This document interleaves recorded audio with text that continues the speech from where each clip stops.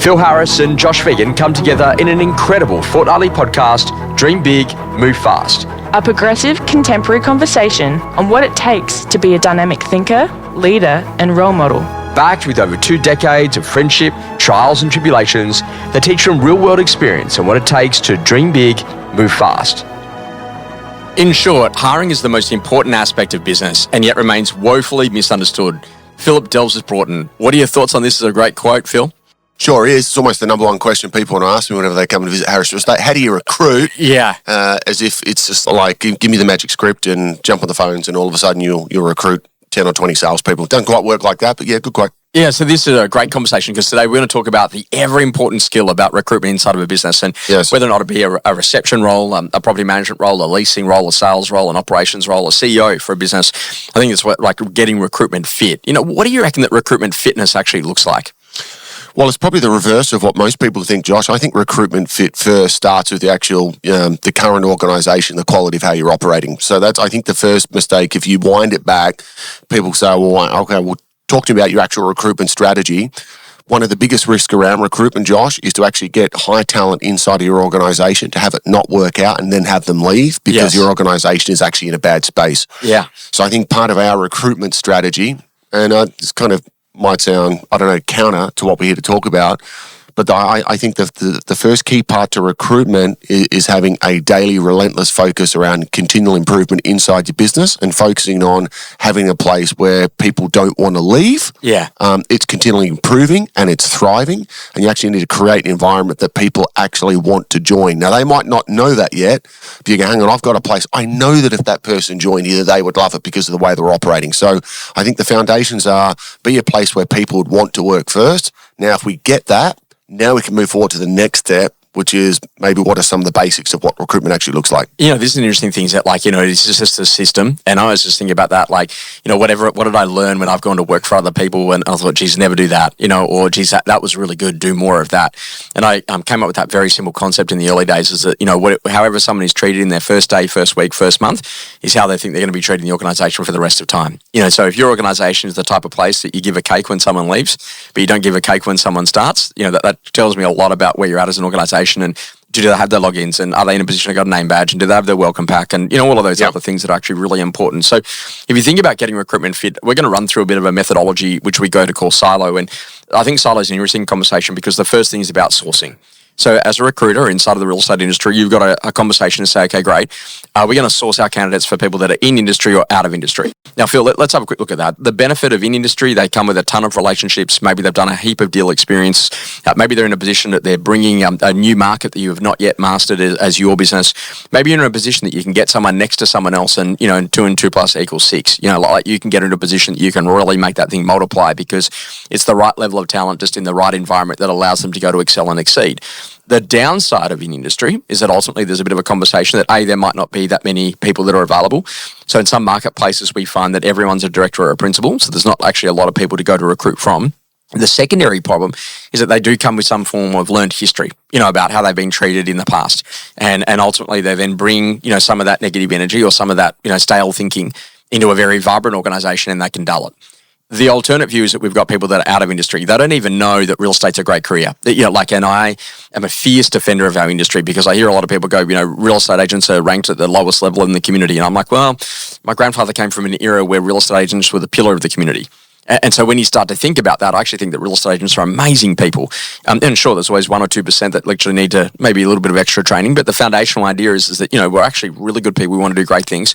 And ultimately, if 20 people walk through a property and one person buys, it would be normal that 19 other people would be feeling, you know, a little bit unhappy that they weren't able to purchase. But that doesn't mean that they have to be unhappy in the experience or the opportunity they had to be able to buy at today's current price. Now, this is interesting because out of industry, you can get some phenomenal people from hospitality, people that have had phenomenal sporting careers, people that have been in a position that they've had a high level of discipline, you know, come from any of the armed services, you know, as a great idea.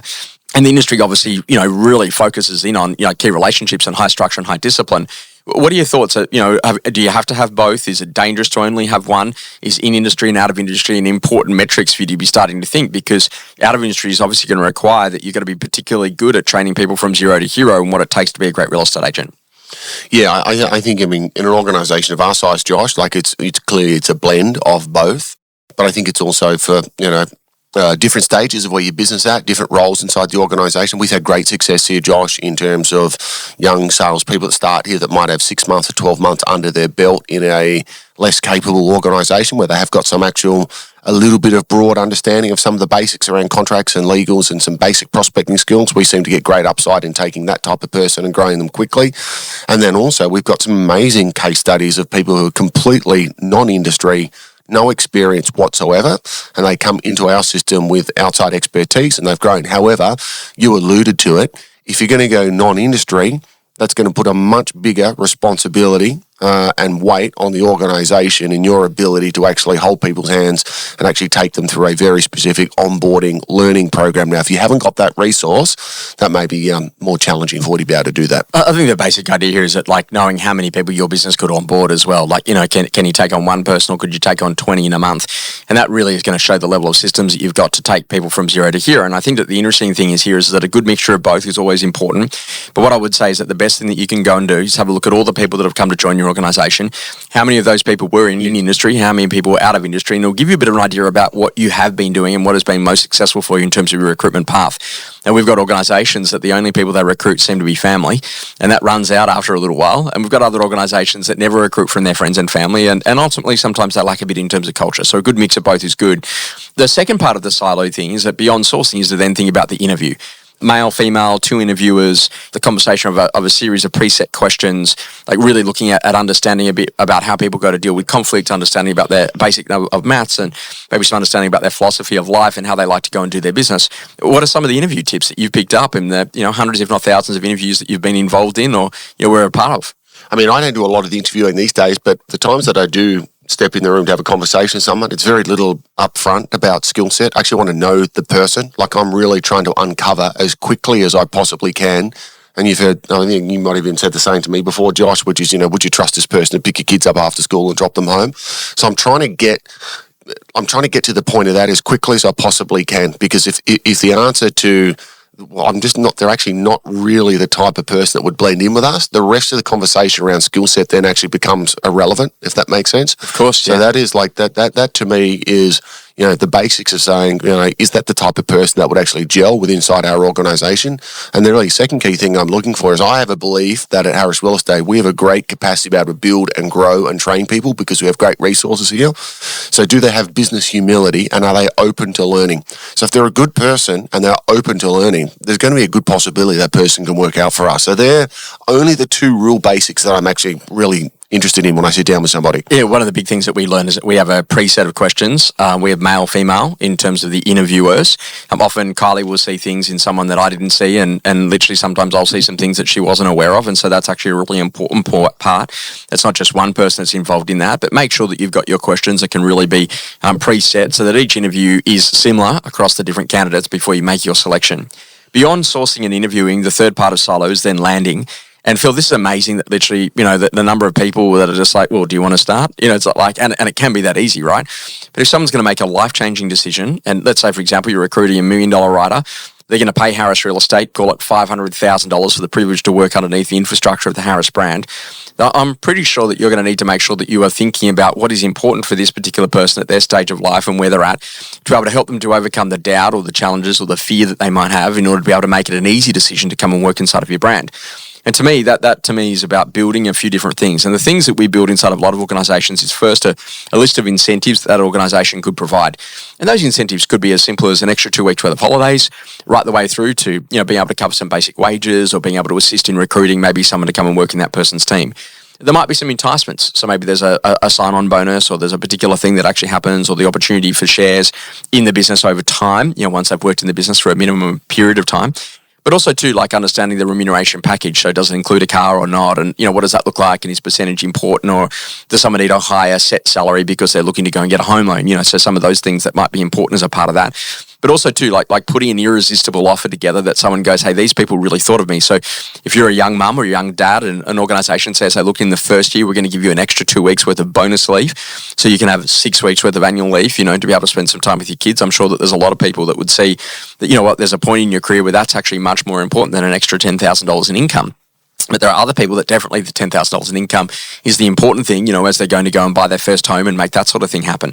How important is it to have a list of incentives, enticements or packages that you could offer as a brand, knowing what is actually palatable, and then working out which is appropriate for this particular candidate when you're wanting to bring them across? Well, I think the incentivization now is absolutely critical. It's probably been a big shift in the marketplace as well across the industry, I would say. Some of the incentivization that's been offered out there, Josh, is almost kind of unattainable. There's also the great AI race with Meta, like paying hundreds of millions for people, and then someone goes and works for a completely different organization for $1 million because they want to be a part of the culture. So it's not just the enticements, right, but learning what's important for that person. Yeah, and in terms of how those enticements and those incentives come about, I think that's through the process of, for someone like us, if we were, hiring for a key candidate, Josh, it's obviously not a one-off interview. There might be 3 or 4 catch-ups involved with that person, and that comes down to the quality of the questions and really trying to map and understanding what the goals and the priorities of the long-term. We talk more about long-term career paths when we're recruiting. Where does this person want to be in 1 year, 3 year, 5 years, 10 years? And then we're going to start actually mapping out some of the things actually going to help them achieve to get that. So really what we're trying to identify, it's like what we've spoken about in the past, what's the person's individual and family goals? Where do they want their career to be? Great. Now let's start providing solutions towards the outcomes of where this person wants to be. And that really speaks for itself in terms of the packaging, the incentives, the process that we apply. And it's very, very customized to actually personally navigate it for that person. The next one was then onboarding, and you and I both learned a lot in the formation of Harris Real Estate. And one of the things that you did, I remember that was sitting down with Anna at the time, and she sort of said, hey, there's a lot of people to train and there's a lot of things to train. And, there was a position of potentially getting a little bit of overwhelm at that point. And we sort of sat down, and Anna was really smart because she said, it'd just be better if we just knew exactly what we need to train each person, because they're always coming with different levels of skill set and experience and all the above. And so in that meeting, we sat down and we devised together a really good onboarding survey, which gives us a bit of an understanding, about, what applications are people used to in terms of, their database or their CRM, their signing technology, that maybe, for example, the vendor paid, methodology that they go to use. But then also too, how do they rate their particular skills in particular areas, whether or not it be prospecting or listing or negotiation or team management, as a part of that conversation. And then, where are the things that they ultimately think that, are going to be the really big drivers for their business this year. And then once we've then got the result of that survey, we then map them to go and work with different people. So there's more socialization across the workplace. So there are some people that might teach compliance. There's other people that might teach auction day strategy. There's other people that might teach how a team runs. There's someone else who actually runs you through the basics of your CRM to make sure that then, your people can go to do the things that they need to do. And I just think that was such a phenomenal experience to be able to go and build out that onboarding survey, but also too, to realize that onboarding is beyond a person, and that ultimately the socialization and getting people to come into now HQ for you guys and then being able to go into different offices across the group, teaches them a lot about how Harris as an organization works, and also too what you're about and ultimately what you get to do on a day-to-day basis, right?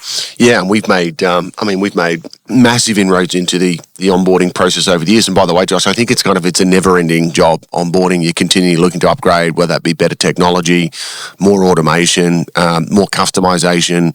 I know that the challenges that we face for all the different roles, even the same role but different people. So if you recruit a salesperson who's highly experienced versus somebody who's not, recruiting a salesperson who's maybe highly successful but they're older, so they've got no tech skills, so that brings different dynamics into it as well. So it's something you need to continually be pivoting towards, and the more customization you can build, the better. Principle, if you don't ask, you don't get. Phil, what are your thoughts on this one? Well, it's perfect for recruitment, isn't it? I say this to our team regularly. I said, there are people out there now that would be wanting to join your organisation if you only asked the question. Yeah, this is an interesting conversation. Is it like, I just don't know if that ever come across. Have you asked? No. Okay, we'll do that. And if you just did that, it'd be amazing what would actually happen. Feeling good and ready for more? Thanks for joining us On Dream Big, Move Fast.